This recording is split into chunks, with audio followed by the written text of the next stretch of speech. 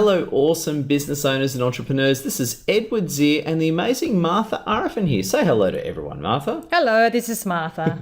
Hey, we're having a good one. And what's interesting is that we're actually doing this video recording on the Tuesday following our first awesome business boot camp on Saturday. Yes. Was it the 5th of April, I think it was? The 5th of April, we had it last Saturday. Yeah. And very excited to have you all with us. Yeah, and we love that one. And what was very interesting is that we had an amazing response. So I think we've been working on Awesome Business Boot Camp for 6 months, and the pilot program, which was our first event, just got such an amazing success. So we've just booked the next one, in fact, actually. That is correct, yeah. Yes, and what we decided to do was that before the actual boot camp, we actually offered all these bonuses, and one of them being this actual video that you're listening to. And what we actually found was that we offered all these bonuses to attendees who have basically post the actual boot camp itself. And our thinking has been, let's offer these bonuses, but we won't do the actual material till after the boot camp. That is correct, yes. That's the plan. And our thinking has been, what were the questions that came up? What did people ask at our first free day full seminar? And how can we best sort of answer them? And really, in this video, we're actually spending a bit of time talking through basically business planning, awesome business and marketing planning, and also looking at actually how Martha and I did it and built our original businesses. So I was going to say, Martha, obviously we're going to go through the presentation for the great people here. How did you build your business, Martha? So from the idea that you decided to become this amazing web person or online marketer, how did you put it together? How did you plan it? How did you come up with this amazing business that you call awesome today? Yes. Well, the first thing, basically I've decided to go on myself because I don't want to be employed anymore. So that's the first decision that was really, really, like a big jump of faith, as you probably, some of you have probably experienced this before. Some of you is in the process of doing it. Yeah. So that's the first decision that I made. Then after that, my thinking was I've got to get someone to mentor me. So that's the first initial steps for me, is to get someone who's been there, who's done that, who really knows how to show me, this is the right way to do it. So, yeah. So you're sort of saying that, Martha, that you had a basic idea, you didn't want to be an employee anymore, and then you'd hire some lunatic like me to actually help you through the process. Yes. And you've also done heaps of courses in America and all that, haven't you, as well? Yeah, lots of mentoring, personal development, business courses and things like that. Yep. I've read lots of books. Exactly. And I think it's very interesting because, you're...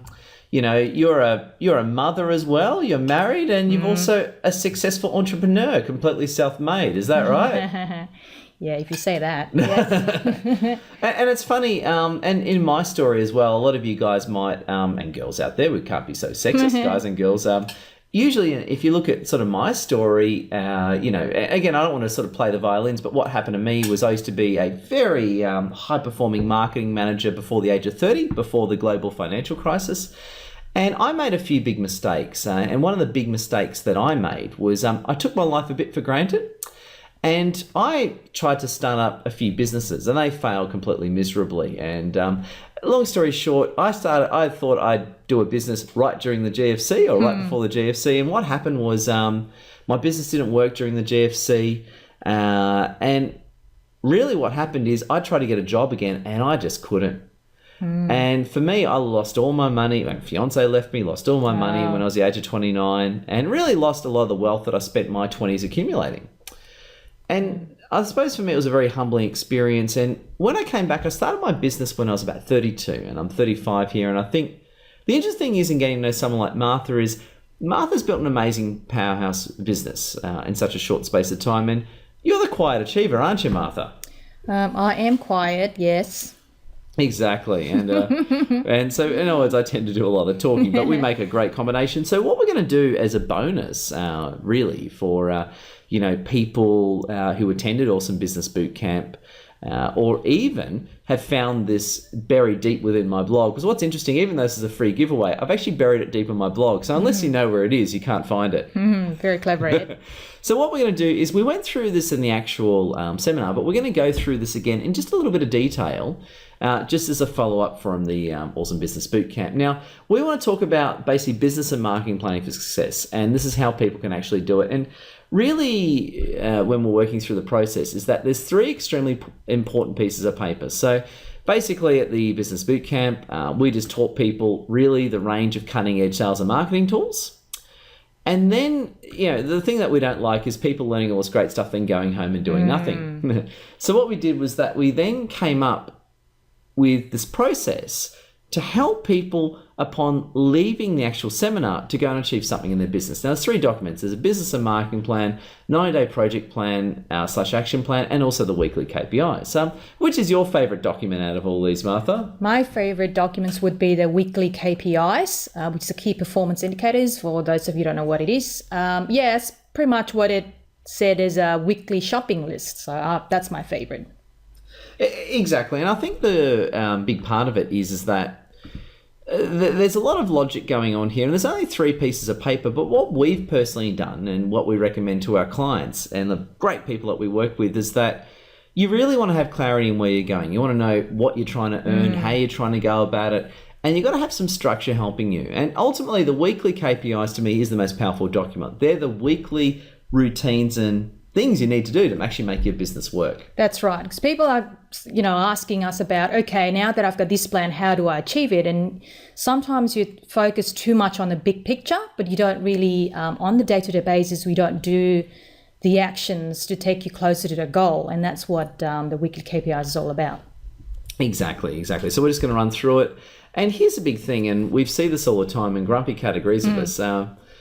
I think there's a bit of a misunderstanding as to what an entrepreneur is. A lot of people think an entrepreneur is someone who, just talks quickly and has creative ideas. But our take is more, everyone's got creative ideas. Everyone at some moment has probably come up with a multi-millionaire idea.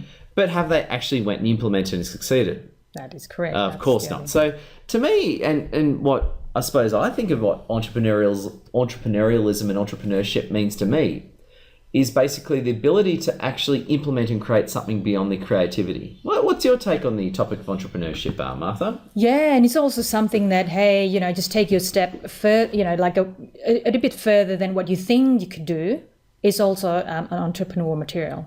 Exactly. So I think, as we're doing this this business planning discussion, talking it through, I've seen this before. I know so many millionaires who've just taken a common idea and done it really well. It might have just been buying property, starting an accounting firm. But it's not so much what I found in my experience, not so much the brilliance of the idea. It's more the brilliance of the actual implementation that has really resonated with me. Because you know plenty of millionaires, don't you, Martha? Yeah. I know quite a few multimillionaires and a couple of billionaires, yes. There you go. I do. Well, I don't know any billionaires, so Martha wins this one. So there you go. Well, so once again, the quiet Asian has outdone the loud Persian, so I just can't win these days. No, it's all good.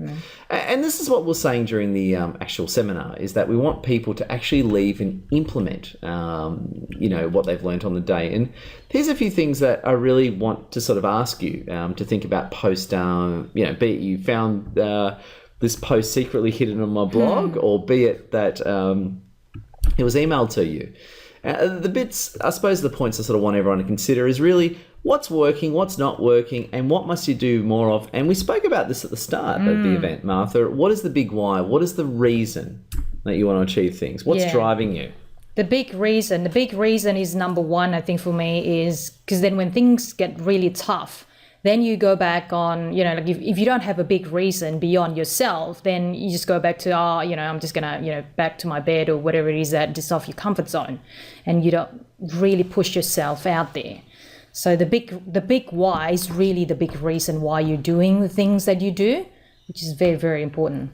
Exactly. And one of the big things is that, and one of the reasons why I think we've been doing this presentation now is that we're actually really tired right now. Are you really tired right now, Martha? Yes, can't wait to go on holiday, honestly. Yeah. Yeah. And the reason why we did it is because don't get us wrong, we're not complaining. We love putting on Awesome Business Boot Camp, but I think we've burnt the candle a bit at both ends. Is that a fair comment, Martha? That's a fair comment, yeah. Yeah, yeah. And what we actually thought was, even though we're tired and we're exhausted, we felt that to talk to you about business, to have, I suppose, virtual coffee and cake with you and talk to you on this level, we thought instead of us just pretending we're amazing people that, nothing ever goes wrong, we felt we need to give you the raw, authentic moment because we're tired. But it's our passion and drive that keeps us going, isn't it? That is correct, yes. Because even though I'm tired, I am nothing but motivated. Is that a fair comment? Yeah, passionate, motivated, that's what you are, Ed. Exactly. And I think you're passionate and motivated as well. And, entrepreneur, billionaires too, where I don't. And I think one thing as well is when we're talking about like, a lot of small business marketing and marketing and sales strategies is that, and I can say this as well, I used to be a corporate marketing manager in my old days. And in the sort of, I think the corporate marketing manager sort of space, a lot of it is dog eat dog because, again, basic, strategic thinking that, is the zeitgeist of the modern day workplace actually does come from the battlefield. It actually does come from the battlefield. And to me, small business is quite different, I think. Yeah, I mean, yes, as a small business owner, you've got competition, but it's not like you're Microsoft fighting Apple or something like that. And so to me, I think small business success and your planning is really based about cooperation, working with other people and sort of knowing your place in the market and, of course, how to carve your own place eventually. What do you think of that sort of topic, Martha? Yeah. And to add to that is to find your own uniqueness so that, even though you're doing this very similar, let's say you're a plumber or you're a real estate agent or whatever it is that you do, but also find, the uniqueness, something that you deliver that other people don't. It could just be simple thing, doesn't have to be like $1 million idea, but that simple thing could be, for example, free delivery is already been done, by many businesses, but when it first launched, free delivery or free trial, things like that, even 24/7 gym, that's such a simple idea. Yeah. Exactly. So, I think some things to definitely think about there. And with the planning, and we just want to, I suppose, make this big caveat.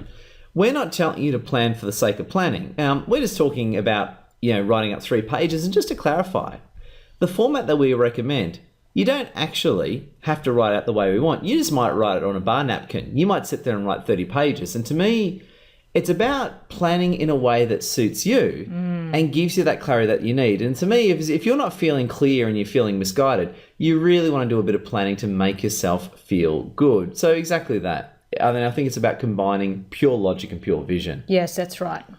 Yeah, and here's a big thing, and I sort of like this. This is a stock image that I really resonated with. And I think many entrepreneurs' great ideas were originally written on bar napkins. Oh, yeah. Yes. And to me, one of the big mistakes, I see sort of 2 big mistakes a lot of small business owners fall into. They write massive plans of 60 pages, which are completely useless because they don't get applied, or they don't write plans at all. Yeah, most small business owners are putting off writing plans because they think, I'm going to take weeks or days to write these plans. And if they get into writing it, some people procrastinate on actually procrastinating because of that very reason. So I think the business planning should be done, but it should be done in a way that works for you. Precisely. So, again, please do it mentally. If you don't want to write something, then don't. But if you want to write 60 pages, go for it. But whatever we say, make sure it works for you. And this is the interesting story I love telling. Years ago, I worked with a very, very lucky to be mentored and helped by a man by the name of Tony Hart, as in H-A-R-T. And he was the MD of Clemenger, probably still is, it's like 10 years ago now. He was the managing director of Clemenger, one of the Clemenger branches. And basically what it was that a high-end advertising agency, and in those days, I think I was 24, and I used to be the sort of character that writes 60-page business plans, which are completely useless. He ran a multi-million-dollar business himself on the format that we're actually teaching you now. So I didn't make this stuff up. This is from a man, of course, very wealthy, intelligent Jewish operator. Right? This is actually the way that he did it.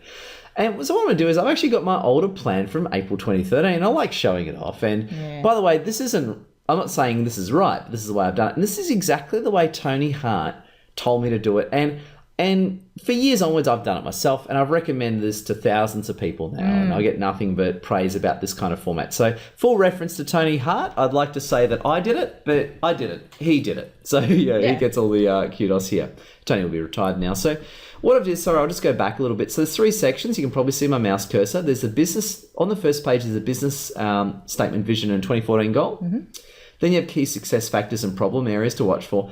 And then you have the tactical initiatives. These are the things that you sort of do on a daily basis, okay? Yeah. On a daily basis. That's more the actual detail of what you're going to do. So, pretty much my business statement, vision and goal. And this is actually written during April to April 2013, but you notice I've got a 2014 goal. Because the reason is that I'm actually planning ahead. So if you're writing a business plan, let's say in the year 2014, you write the results as in 2015. So what I've said here is basically my goal is to build my client base during Sydney. I want to be in it for the long haul. I run on integrity and values, and I want to be averaging $10,000 to $12,000 a month of billings, with at least 10% coming from residual and product sales. And I exceeded my financial target, so I was very, very happy. And the other thing is as well, I've also said in here, everything is done with quality. To me, that's a very, very important sort of thing. Important. So what do you think of this sort of broad logic, Martha? Yeah, just by writing this section alone, it requires to know, okay, for example, what is it that you really want to do? But also when it comes to the numbers, you can just put in numbers. Oh, I want to make, like $1 million by tomorrow. Like, unless you're already making like 600,000-700,000, then yes, you could probably make it by next week. But just having a look at the numbers alone, that will give you a clear direction of where and how you're going to do things. Exactly. So I think it's quite a good one. So this is just my example. What I suggest you do is think about how you're going to do it and what's a realistic income that you're sort of aiming for. And the next one is key success factors and problem areas to watch for. And basically, this is your issues. So whatever mistakes you've made, these are the actual risk mitigation strategies that what you're going to do. So, for example, you can tell, by reading this out, you can tell exactly where I screwed up. So, Edward Zia must be extremely careful with his time and ensure he's only growing relationships with mutually respectful, kind people. In other words, I hung out with a bunch of people that took advantage of me. It's critical to watch for payment days and take necessary defensive action. Yep, I let my payment days blow out. So, but now I've got my virtual assistant and accountant helping me chase up money. Marketing must always be consistent. To be honest, I was actually quite good at that, but I just put it anyway there just as a warning. And also as well, people who ripped me off, previous clients and suppliers who sort of took advantage of me. And I got a few other things as well about sort of protecting my friends. And at the time I still am, is also running the 4 networking business community. Yeah. So what were some of your issues, Martha, besides being too awesome? Yeah, issues is to systemize. Like at the moment, like when you get to the point where you are very, very busy, you've got to really prioritize things. So that used to be my issues. I'm working on it now. I'm getting better at it. So so you really have to look at the things that you really need to do as an entrepreneur, not just as an operator. So that's my biggest issue, apart from some of the other things. My biggest issue is to make sure that I do the most important things today. Yeah. Exactly, and I think it's a very, very good one. So nice pick there. And here's just an example of some tactical initiatives. So at the time it was do workshop programs in 2013, get 1 to 2 clients each month, launch my Awesome Marketing Vault. I used to call it Crazy Persians Marketing Vault, but it became the Awesome Marketing Vault. And I achieved all that. So I'm really happy with what happened. Well done. And that's one of my old workshops, and that's me there. Do I look fatter or have I lost weight? Have I lost weight since then, Martha, or do I look fat now? No, you're looking good, Ed. So I don't look fat right now? No, you're not. Just so you know. Just too self-conscious. Yeah, I don't have any self-esteem issues. I just think I'm fat. There you go. So there you go. But that's just some information there. And again, have a think about it and write something that works for you. So business statement, vision and goals, key success factors and basically your issues, and some detail on the initiatives. We think that works really well. Yeah. And so there's thousands of formats again.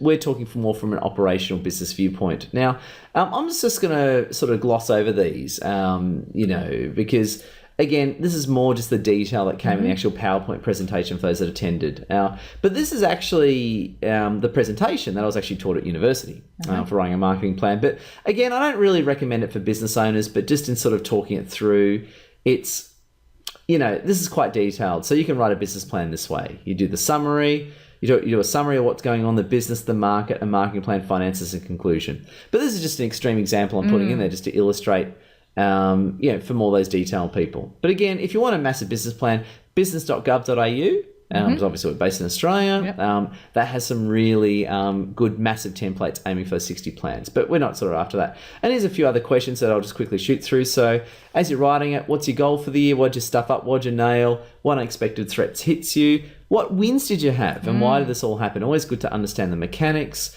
And just a few other things as well. What's going on in the industry? What are your competitors up to? And also, what are your favourite companies? I think beyond what you do and beyond your industry, for example, I work as a marketing mentor, but I follow a lot of Google and Microsoft, and I learn a lot from them to adapt to me. What's your take on that one, Martha? Love Google so much. Yes. Yeah.